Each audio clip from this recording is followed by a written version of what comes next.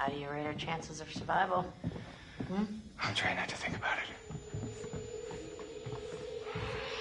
Oh! Go, go, go! Oh my God! Run! Oh shit!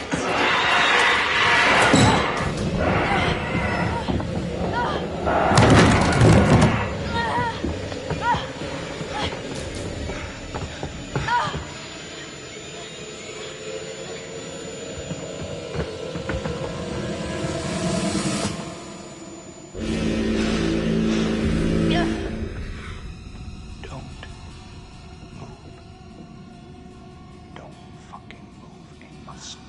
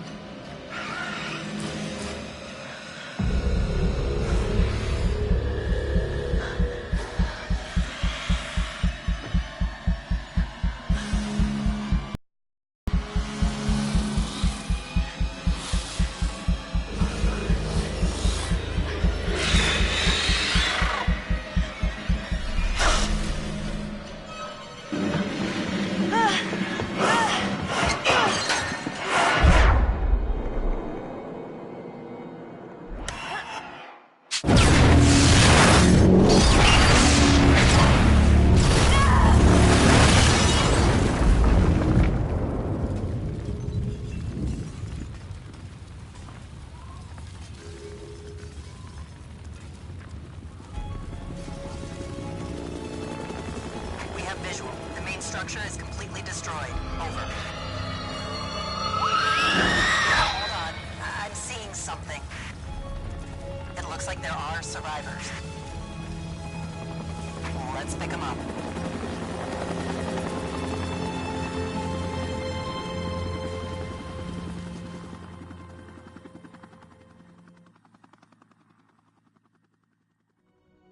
Fuck!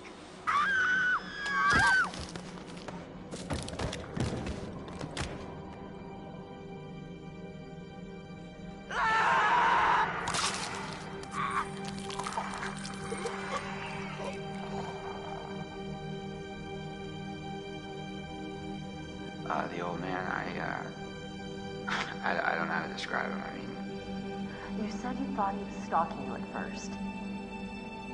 Did anyone else in your group think that? well, yeah. Is it possible they could have killed him? What? No. No, you don't understand. Don't you And understand? if he attacked you, He saved my life. And I watched him die. I heard Jessica. I don't know how or why she was down there, but I know I heard her. He held it right up to my face. Right here, right in front of my nose, and he could have shot me. He almost shot me, the prick. I mean, you go out with a guy for however long and you think you know him, but man, this one really takes the cake. How did you end up in the mines? I was carried and taken, and What did you see? I don't know.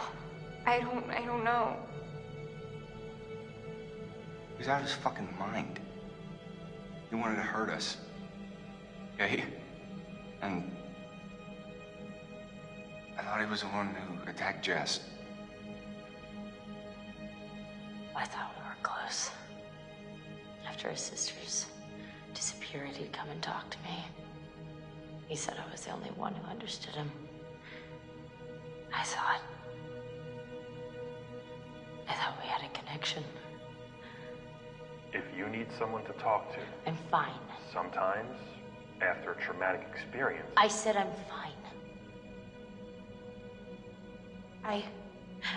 I stabbed him, and I tried to get away, but I didn't know. I swear I didn't know. didn't know? Who did you stab? Oh, I stabbed the maniac. I didn't know it was Josh, but then he was the psycho, and how was I supposed to know Josh had all the saws and the gun, and oh my god. About Matt, have you found him? no, not yet. Yeah, well, don't look too hard. You don't sound very concerned. Fucker left me to die. He said he was my boyfriend, but then he basically murdered me. Would you give a shit? Your friend Ashley, she told us she tried to help you. She said she heard you calling out. Not me. Mike. What do you remember? He came for me. He did. Came for you? Where is he? Did he make it? You need to listen to me. I don't care if you believe me or not. Doesn't matter because you will. You need to go down to the mines. What's in the mines, Sam? I've seen what's down there, and I'd give anything to unsee it.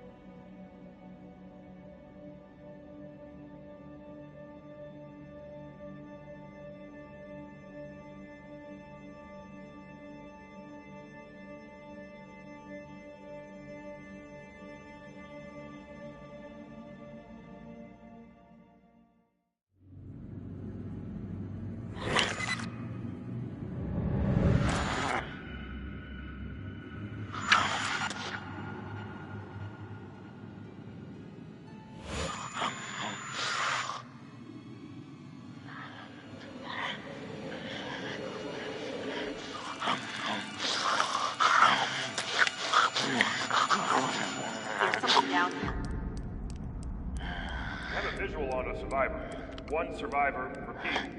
Is that... Oh, fuck. Stay back! Stay back! No! Stay back!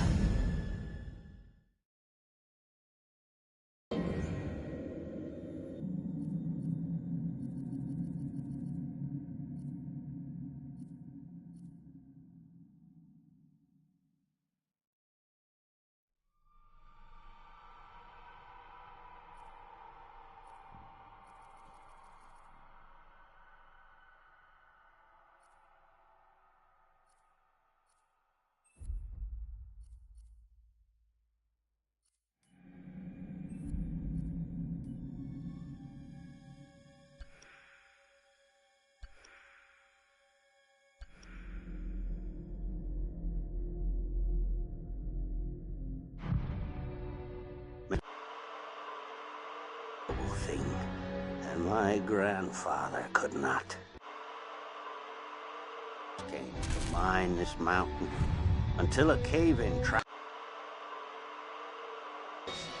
and driven mad murderers, cannibals, human flesh, taunt them with fire. Years after many moons and many hunts, and free out of until one night, a year ago, I was finally able to get him in my sights. But we were not alone in the woods that night. I was tracking the Machu Picchu. It was tracking something else. The Machu Picchu forced your friends over the mountain. There was nothing I could do. I couldn't save your friends. I could avenge them.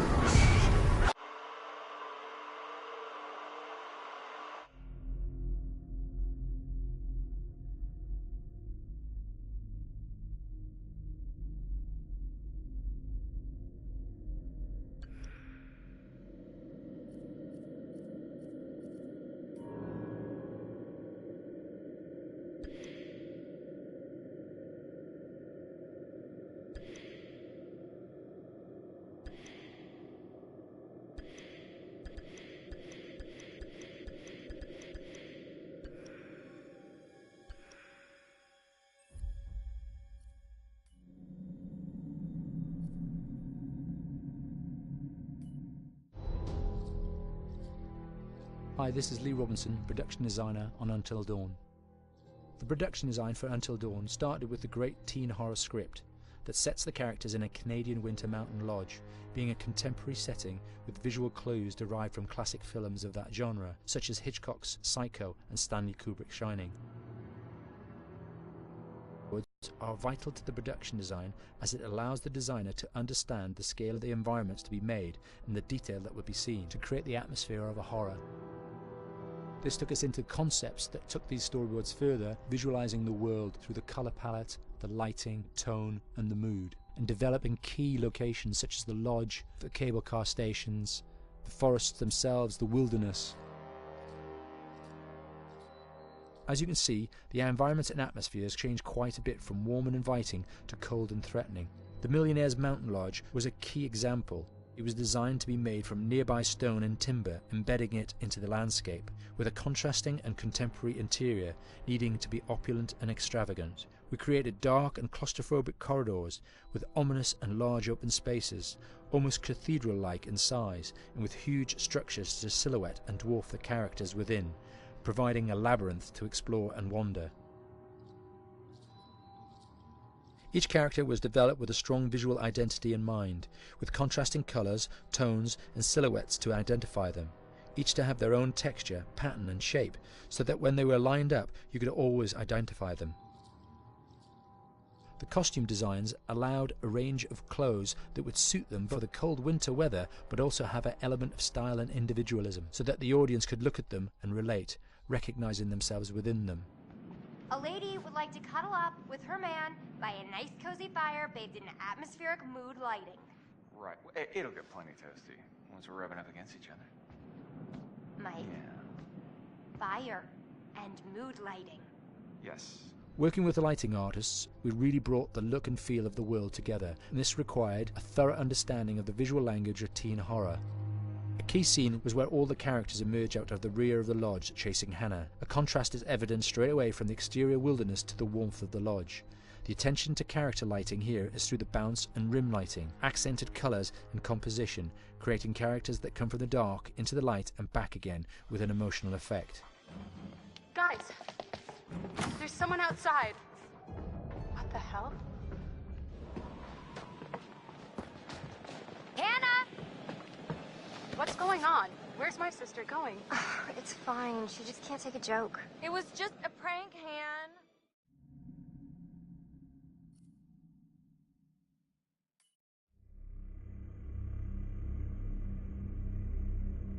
Until Dawn is a game that's full of horror, and one of the things we decided to do early on was to take a scientific approach to how scary it was. So we did experiments on people and we measured their responses to the game. We've created a test area. It's as close to a home setup as we can get it. We've recruited ordinary people to play the game and we've left them to play it on their own. You're turning the light off.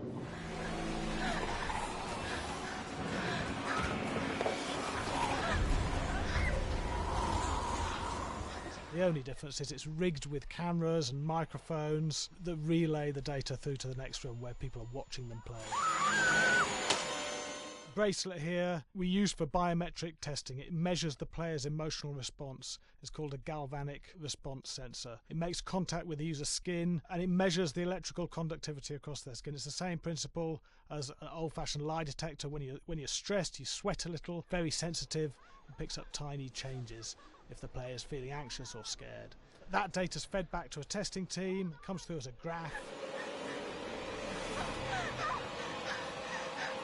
I'm so sorry.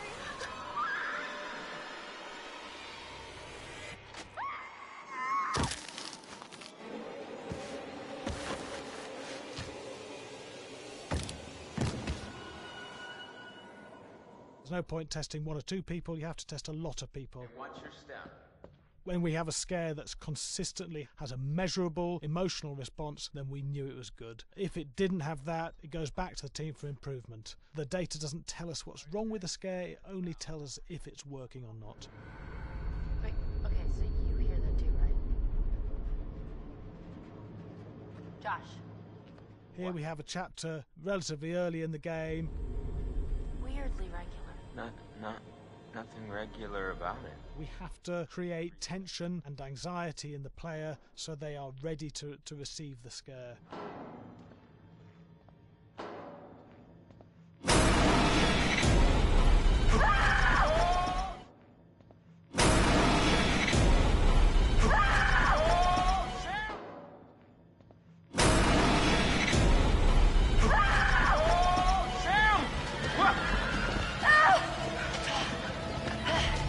The player time to recover, to cool down, to calm down, and then start building the tension again before we do the next scare.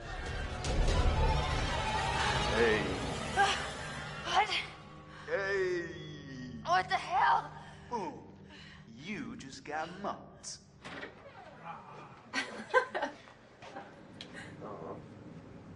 Yeah, I have such an adrenaline high from that game. There's two things we found. One is we could look at the scares, analyse if our expected scares were working effectively. Were people shrieking and covering their hands, or were they getting an emotional response from it? And being scientific about it means that we strip out people's opinions about whether things are working or not. We've got data, and we look at the data. If it's working, we're happy with it. Really scary.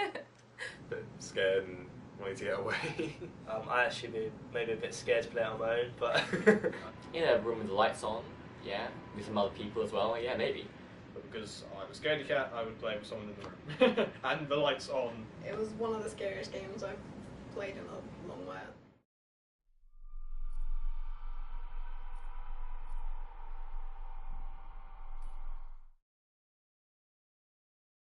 Hi, Larry. Hey, Graham.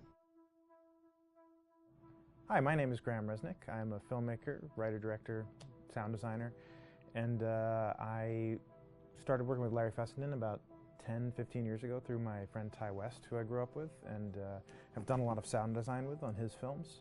And he was producing Ty's films at the time, and Ty introduced me to Larry. Larry produced my first feature, and we've written together on several projects. My name is Larry Fessenden. I'm a filmmaker. I run Glass Eye Pix, which is an independent production company out of New York. We make indie movies, a lot of scary movies as well. I got a call to audition to write this video game. And I called my pal Graham Resnick because Graham is a gamer. And while I thought I could offer something to the idea of writing this multi-branching story, I knew that I would want Graham's expertise as a lover of gameplay, since I guess games were started. So and just as a lover. And as a lover, yes. Which is why there's so many sex jokes in the game. There was one Italian website that did say the Larry that's Fessenden right. and Graham Resnick, the two lovers behind Until Dawn. Come here. Maybe I know how to handle you too. I am definitely ready to be handled. So I wanted Graham by my side. Yeah, and we got the gig, and it's been an amazing ride. Oh, hell yeah. Oh my god. She's taking her shirt off. What? Oh my god. Matt, what are you doing here? Hannah. I'm sorry, Hannah. This all got Don't out of mind, hand, but... So in the game, the basic setup is that a year prior to the game's start, all these kids had gone up to a ski lodge that was owned by the parents of one of the kids, or a couple of the kids, and some of the teenagers played a prank on some of the other teenagers, and the terrible tragedy occurred when a few of them, two sisters, ran out into a blizzard, and were never seen from again.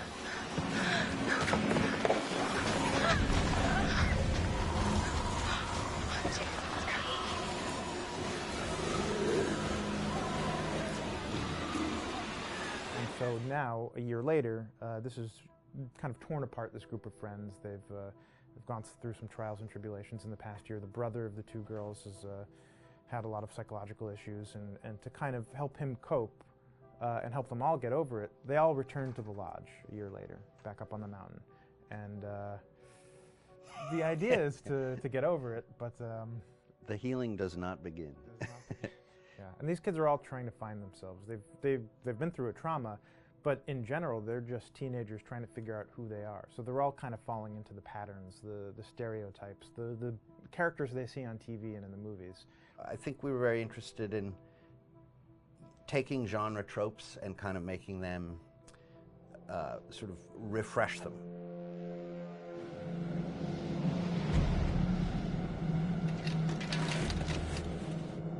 Hey, did you see that? Dad said it'd just be us this weekend. We're familiar with how slasher movies work. Most people have seen some horror movies, and we have established notions and preconceptions about the roles of the players in horror movies and how they talk and how they get killed and how they have sex.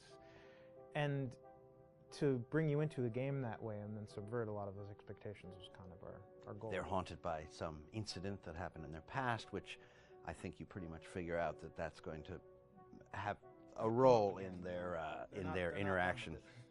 Yeah, so I think what was fun was we take some sort of stock characters and we try to give them some shape, but at least at the beginning they're recognizable in the way of groups of friends. There's the jock and the bitchy girl and the rivalries between everyone. And oh my gosh, and really fun characters too. Like we just had so much fun living in the minds of these characters through writing the script.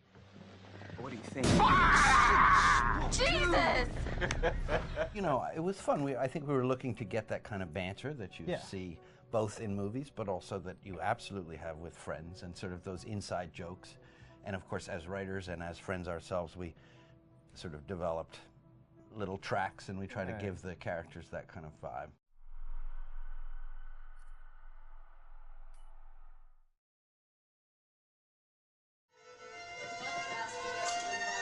Yeah, fast and violent.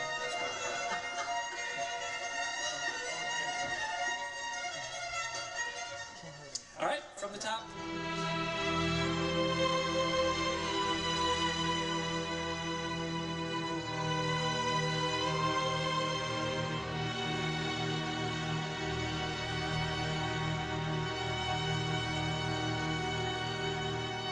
name is Jason Graves, and I'm the composer for Until Dawn.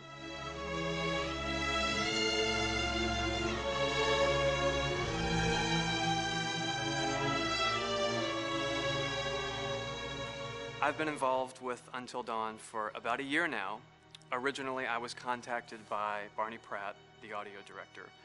I think that had something to do with my lineage of horror games, and hopefully not the fact that my last name is Graves, although a lot of people seem to associate my name with scary music.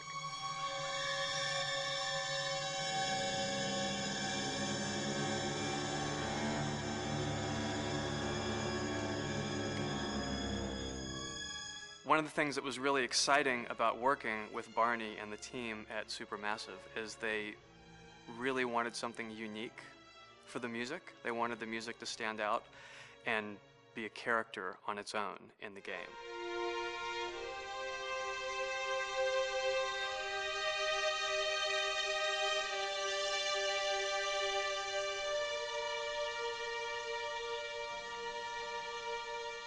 When I'm first starting on a new score, and it doesn't matter if it's film, television, or games, I always end up going to the main theme.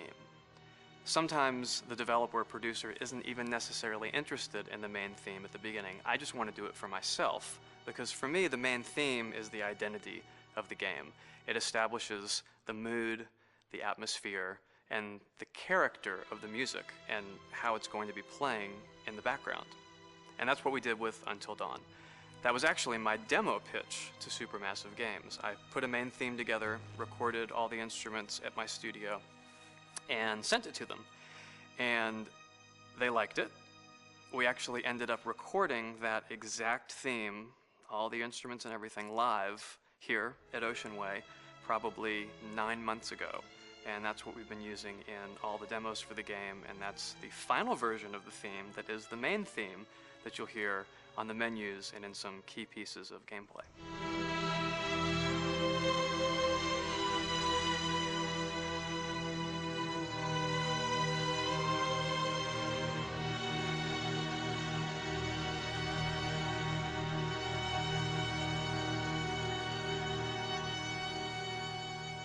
I seem to have made a name for myself in horror. And there's something about scary music, I think it's maybe the lack of rules. The biggest rule in scary music is there are no rules, so you can do anything you want, and actually, if you end up doing things that don't feel like they would work out together, they kind of clash, and it ends up being even more effective for scary music. So that's what really drew me to Until Dawn, was the textures, plus writing thematic material that is interwoven with the scary textures. I haven't really done anything like that before. Usually it was just all tension all the time, and that's fun and it's great. But I'm actually at heart a very melodic composer. That's the kind of music I love listening to, and that's the kind of music I love writing. That's the kind of music I got to work on in Until Dawn. Very nice. Same thing.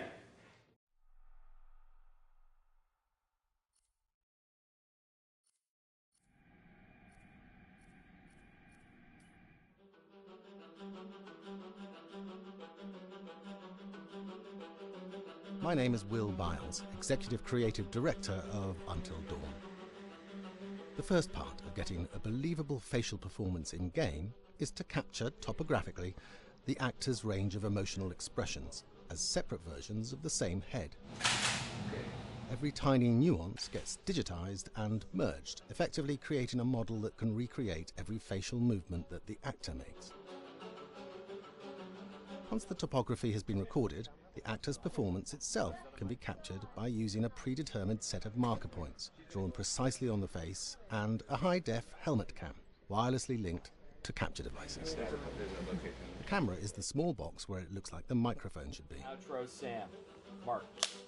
It records in high def the movement of the dots throughout the performance that will drive the expressions captured earlier. Unlike other systems, this form of capture is far less lossy because there are fewer interpretations between performance captured and performance rendered finally in-game. The audio is also recorded via two separate lavalier mics attached to the helmet.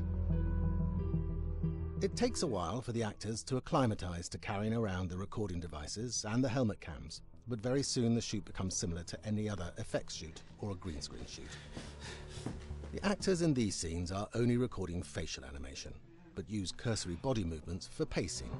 Wait, and maybe we should all stick together and find everybody and make sure that we're all okay, so... 1-1, the year before the prank. Take 2, Mark. Other than the other actors, they have to use their imagination for everything and everywhere that they are supposed to be seeing and feeling. Idiot. So dumb. From a hot midday studio in Los Angeles to a freezing midnight mountain in British Columbia.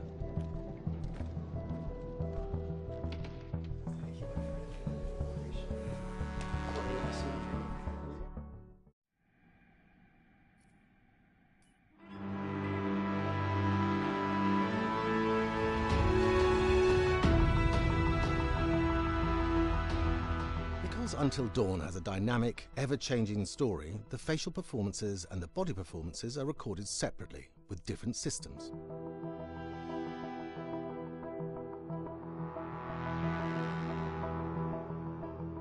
With the body capture, we use reflective bead suits and an infrared camera matrix system that drives the CG bone hierarchies in our character models. These performances cover everything from character locomotion, scene-specific performances and stunt work, most of which was recorded at studios in Pinewood and Shepperton, near London. Hannah! Hello? Combining all the elements seamlessly in the final game becomes a formidable editing and logistical task. Every variation, both physical and emotional, must be combined in these multi-edits. Scaffolding props have to stand in for the sets, because the hundreds of infrared cameras have to be able to see all of the reflective beads on the actor.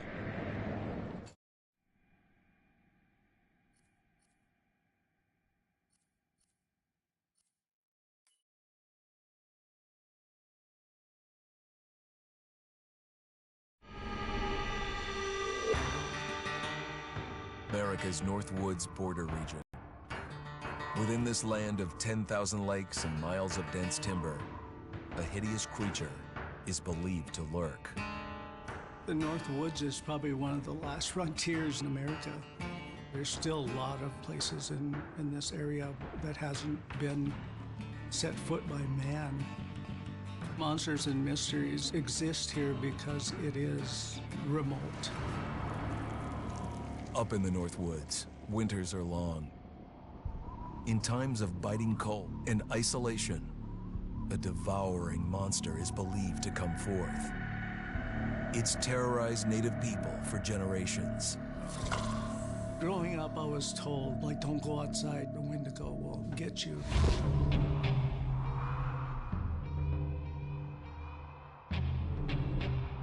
Among the traditions of the northern Algonquin tribes is the Wendigo, a monster that can seize hold of a person to carry out its hunger for human flesh.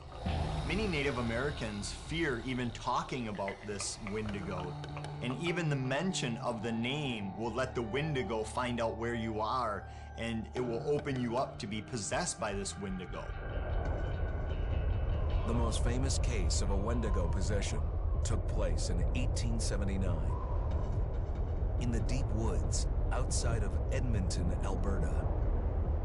Swift Runner, a Cree Indian, was a trapper and a guide. He had left town the previous autumn with his wife, 6 children, and his mother. But when Swift Runner returned in spring, he was alone.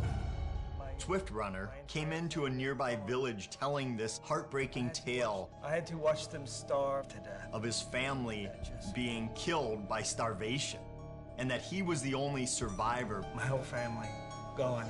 It wasn't hard to understand a family falling victim to a brutal winter. To even not. Yet something was suspicious about Swift Runner. He was a strapping man, and he came into town weighing over 200 pounds. It didn't look like somebody who had just weathered a terrible winter. He wasn't malnourished, didn't look like he was starving. He looked healthier than ever. After a few nights, it became clear that something was wrong. He started having night terrors, screaming in his sleep. I am the Wendigo. Villagers alerted the police. Swift Runner actually guided them back to his winter cabin. When they got there, that's when they saw the true horror.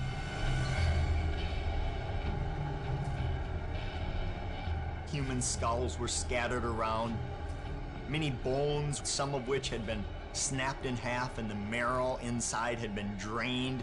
They had never seen anything like it. Swift Runner had killed his entire family, shooting them, hitting them with an axe, strangling, and then eating most of their bodies.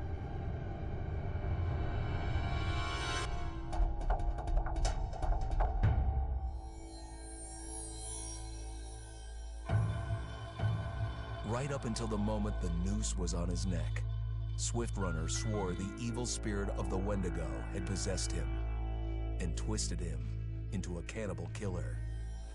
When he was on the gallows, Swift Runner himself said, "I am no longer a man."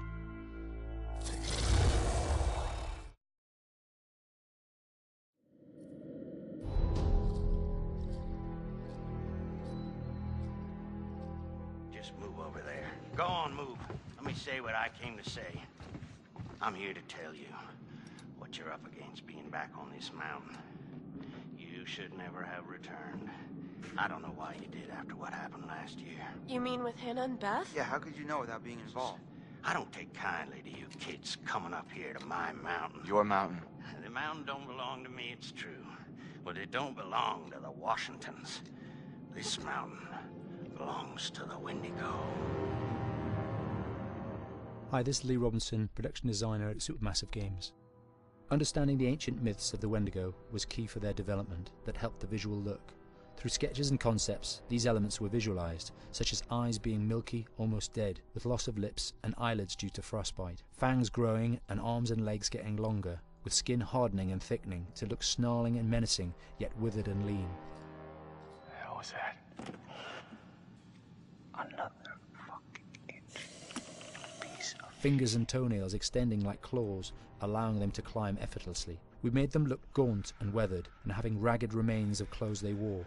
Blood-stained and rotten, with patches of hair still remaining, they retained strong skeletal limbs, which enable them to be agile and quick through the environment. Where are you? My name is Jamie Gallipo, animation director at Supermassive.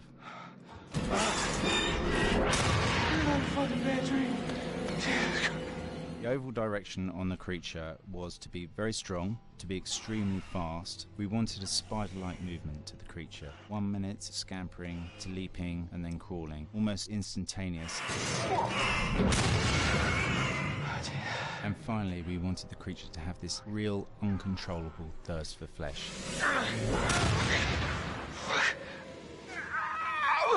From a sound design perspective, the Wendigo is a real challenge. For the main vocalizations of the Wendigo, we used our own vocalizations, various different animals from the exotic to the farmyard, various plugins and processes to gel these sounds together and keep a human resonance behind that voice, telling the backstory of the Wendigo.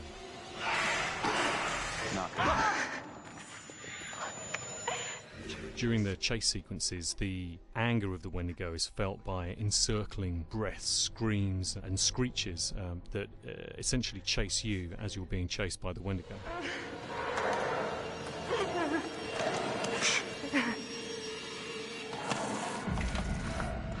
We would layer them up in a multitude of layers, sometimes 15, 20 sounds playing at the same time, to build up the vocalizations for this fearsome creature which is always in attack mode, hyperactive and chasing you throughout the game.